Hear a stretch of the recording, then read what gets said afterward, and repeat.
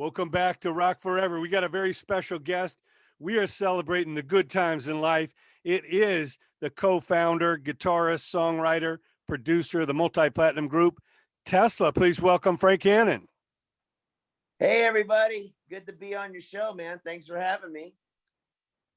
Always a pleasure, man. And I know you've got some great talent that you're cooking up, and of course you started back in the early 80s in Sacramento up north, with Brian and Jeff and Troy and everybody making this great music. I know it's incredible to be able to pass the torch, and see talent grow. And I know you got some young bands and some different styles. Why was it important for you to create Frank Hannon Productions? Well, it finally dawned on me to use my name on it, but I've always done recordings. I've had recording studio projects and a little home studio or a garage studio going back to when I was 14 years old, and when Brian Wheaton and I first got together and we would jam in my garage. I was always the kid that would set up the ghetto blaster and hit record and record our practices so we could listen to them. There's something about the art of recording. And I feel so lucky that I did discover that early on, because I know so many great guitar players and musicians locally or whatever that can play circles around me even and really play great, but they didn't learn that part of it, of listening back to a recording. And that's a whole nother aspect that grew through my relationship with Ronnie Montrose. When I was 16 years old, Ronnie took us into a studio and made a demo. We also had some other friends locally that had a home studio that would coach us and help us. Atomic Tommy, he's a guitarist for UFO for a while. He's a local guy that's one of my heroes, and he would love to record and make cassette tapes, and we would always pass tapes around of our little home productions. So that's always been a passion of mine, and I've had different various projects under different names, but it wasn't until this COVID thing hit that I decided, you know what, I'm going to use my own name, because that's really the only thing I got, and really try to showcase my love for recording and keep it limited to some very, very talented and young bands that I've discovered here locally. Red Voodoo, Dino McCord's the lead singer. He was 17 when I found him. And JT LOUX was 16 when I first discovered him, and now he's 20.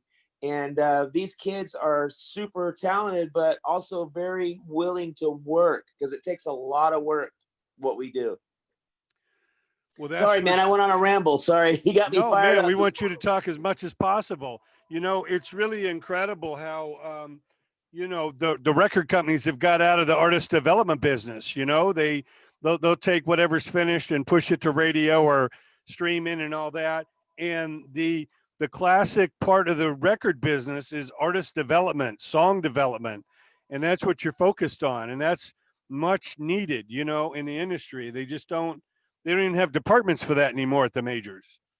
You're absolutely right. And the bands don't even get that opportunity to realize that part of it. Before Tesla recorded our first album, from the time I was 16 years old till I was 19, those 3 years, we were going through all these different stages of those songs, like Modern Day Cowboy and Changes and Getting Better and Love Song. They all were like developed over time. It just wasn't like we just wrote it, threw it out there and see if it stuck. You know what I mean? And nowadays everything is so instant and so done quickly that the art of crafting a song has been lost, and the developing of a band sound. Like Red Voodoo, for instance, when they first came to me, they were so eager to throw something out, and I said, wait a minute, guys, let's take some time and really examine these songs, and once we get in the studio, it'll be quick, but once the songs are written in the rehearsal room, you know what I mean, developed, that's the word for it.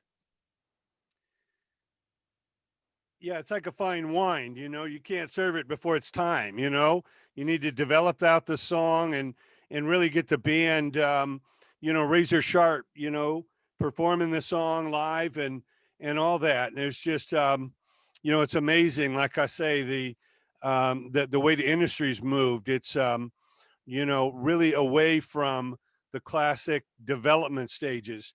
Now, I've been checking out Red Voodoo. They're awesome, man. Dino's an amazing front man, and you know, Bring It Back and Rise Up are incredible, you know, singles. But talk about this holiday thing, because the holidays keep coming around, man. We're in the holidays now, but you blink, we'll be in the next holidays. And you know, taking a great Sammy Hagar song from the Red album, you know, Rock and Roll Weekend, and turning it into It's a Rock and Roll Christmas. Talk about the evolution. I know Dino's a huge Sammy Hagar and Van Halen fan. Talk about the development of that song. Yeah, well, honestly, I'm a huge Sammy Hagar fan too. You know, since this is all transpired, Sammy's been texting me and we've been texting back and forth, and I'm like in disbelief, you know, because I told you Ronnie Montrose was a big influence on us, and Sammy being from Montrose, and then all the classic Sammy albums like Red and Trans Am, Street Machine, all those albums. I used to learn those guitar licks, you know. But anyway, the way that the Rock and Roll Christmas came about was that we did a Monsters of Rock live stream earlier this year when Rise Up was getting some reaction, and I wanted to think of the classic best Sammy Hagar song that would fit Red Voodoo. And those guys can play heavy metal, Only One Way to Rock. They can play those songs really great, but we wanted to pick a seriously classic Sammy Hagar song, and Rock and Roll Weekend was the obvious choice.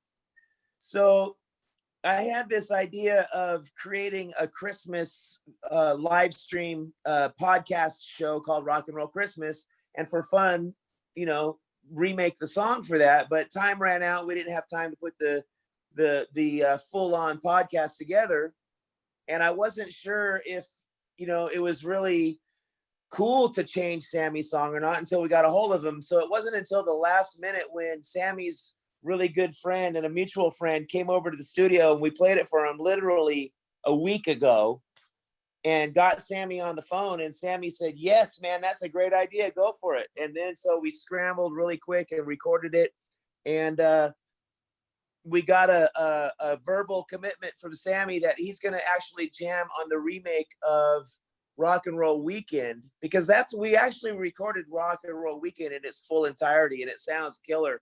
The snippet of Rock and Roll Christmas is only just a small piece of it that I edited for this purpose. But it's just one of those things where, you know, an idea will pop up in my head in the middle of the night, and as a producer, and I've got these fun artists that are willing to try my crazy ideas, and I woke up in the middle of the night one night going, hey, let's do this in time. And then the other thing we did is we ended up personalizing 25 versions of Rock and Roll Christmas. The intro we personalized for radio stations all across the country. For example, Eddie Trunk has a personalized, hey, this is Dino for Red Voodoo, and you're Rock and Roll Christmas with Eddie Trunk, you know, like that kind of thing. There's 25 of them that we did in one day. So it's really fun to have a singer like Dino who's motivated to work like that. You know what I mean? Well, that's it. That's what we did back in the day, man. You'd personalize the drops for the stations, and, you know, really care about their listeners. You know, it's a way to introduce your artists and to bond with the audience and the station and all that, man. That's fantastic. Well, I know you got Yo, go ahead. I'll tell you what, we'll make a personalized one for you, and we'll send it to you, and then you can have it for next year. You know, I don't know if we'll get it in time for tomorrow or not, because since tomorrow's Christmas, but we'll make sure and send you one. Yeah, we love it, man. And JT LOUX, man, he got the sultry blues rock ballad, Waited So Long, you know. JT, I know, was part of that stream with Monsters of Rock. Talk about what you see in JT and why he's going to be a monster. Man, I tell you, and you know, both Red Voodoo and JT LOUX are so completely different as far as their vibes, but they're so fun, you know, so fun to work with. JT, I saw JT on a video that his dad sent me when he was like 15, 16 years old, and he was playing David Gilmour's Comfortably Numb right? And for like a young kid to be able to cop that just really chill vibe on the guitar, I was like, wow, this kid's really got a natural ability here. And then he kind of got distracted and started working with his girlfriend, and she was a female vocalist, and they had a band, and he put his heart and soul into it, and then she broke up with him and broke his heart and wasted all his time over the 4 years from the time he was 15 years old till he was 19 years old. And I tried helping that band, but it just wasn't going to work with that singer, you know. And the girlfriend broke up and blah blah blah. The poor guy was down on his luck, and I took him under my wing. I let him stay at the house here, and I put him to work out in the horse barn. And I told him, I said, JT, I'm going to give you some advice, my friend. Start singing your own songs. You don't need to have a singer. You definitely don't need to have a girlfriend for your singer either. That's nothing but trouble. So yeah, that's a disaster waiting to happen right there. Yeah. So JT worked his butt off. And see, this was told to me by my father-in-law. My father-in-law is Dickie Betts from the Allman Brothers. Of course, the great. And I met him 20 years ago, and he told me, he goes, man, Frank, it doesn't matter if you can sing or not. You just got to do it. You got to sing. And that motivated me to start trying to learn how to sing and play guitar. And because he told me that, you know, Ramblin' Man, that's his song. And he was in the Allman Brothers, but he sang it. And it's important for a guitar player to sing their own songs. So I told that to JT. I said, JT, just start learning how to sing. And so he did. And man, now a year later to the day, I mean, literally it was this time last year, he just started singing, and we picked some easy songs for him to learn to get the hang of it. And man, he's got a full album that's coming out. Waited So Long, his new song, that's just the tip of the iceberg. He's got so many great songs that are going to come out, and so does Red Voodoo. So in the brand new year, 2021, we have got 2 full-length great albums that I'm very, very proud of these boys and the hard work that they put into it. Well, I know you got Greg Golden and Austin Moe coming up, and you got a song. Tell us about Ride Strong. Yeah, I couldn't help it. I had to go ahead and throw one more of my own songs out there. It's called Ride Strong, and Ride Strong is a song that I've been kind of chipping away at musically for a long time. It's kind of a metal influenced by Judas Priest, and I love double bass drumming. The you know, where the drummer plays with both feet and does a double bass style. So I played the demo for one of my friends, and he told me, he goes, man, you need to get a hold of Kelly Nobles from Rail. There's a band called Rail from the 80s. And I was like, yes, Kelly Nobles is one of my favorite double bass drummers of all time. You got to check him out. Check out a song called Hello by a band called Rail. Oh, yeah. I go way back in the Seattle area in the late 70s, man. I know Rail very well. Yeah. Well, do you remember Kelly Nobles, the freaking monster drummer? Oh, yeah. Matter of fact, Rail opened for some Van Halen shows. I don't know if you know that. Yes, that was their break they got. Yep. And so anyway, Kelly Nobles is a sweetheart. I sent him the song, and he overdubbed his drums, and we put it in there. And I've got a brand new video for it. It's going to come out in January, along with JT LOUX and Red Voodoo's videos for Bring It Back and Waited So Long. Ride Strong, the video with Kelly Nobles playing drums. And the message of the song is really important to me. Ride Strong is a concept that came to me from my good friend Bill Riddle. Bill Riddle is a legendary Hall of Fame cutting horse cowboy that I take horse riding lessons from. And he was getting on me, man. He was kicking my ass. He was like, hey, you need to quit being lazy, because I was getting on the horse and not really committing. And so he was telling me, you got to commit. As soon as you get in that saddle, you got to commit and ride. You can't just be lazy. So that's what the lyrics are about hanging tough and riding through some tough times. Because like when you're in a cutting horse competition, man, you're cutting back and forth, and that cow's chase. You really got to ride through it in order to win. if you give up too soon, you're going to lose. So sometimes we give up right from the start and we don't even realize it. Before we even get out of the starting gate, we haven't committed with our minds. You know what I mean? Yeah, no, so much of it is philosophical, man. You know, that mental part really dictates so much of the execution.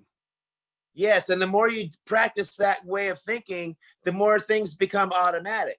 So, for example, like a basketball player, that you see these pro basketball players, man, they just make these shots.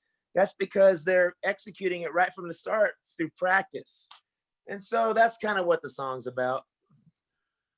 Well, Frank, Next time you listen to it, listen to the lyrics, and you'll pick up on that. yeah, man, it's got so many layers to it. We love it. The hats off to you, man, for not only giving us this great holiday song, it's a rock and roll Christmas, but all the development of these artists. I know you're going to be an incubator for years to come. With all your talents in songwriting and recording and just that touring experience. It's one thing to talk about a tour. It's another thing to kind of let them know the pitfalls, the challenges, before they encounter them. But we encourage everybody to go to FrankHannonProductions.com. Check out these acts: Red Voodoo, JT LOUX, of course, the new artist coming, and Frank's song "Ride Strong." Man, we appreciate all your talents. Man, thank you very much. I feel very blessed to have your support, and there's always a good to the bad. And with this COVID lockdown isolation, that I found a way to stay sane and be creative through it, man. And I just want to wish everybody a happy holidays and Merry Christmas, and just ride strong through this. We're going to get through all this COVID nonsense soon enough, hopefully. And, stay strong, man. That's all I can say. And thank you for those kind words. I appreciate it.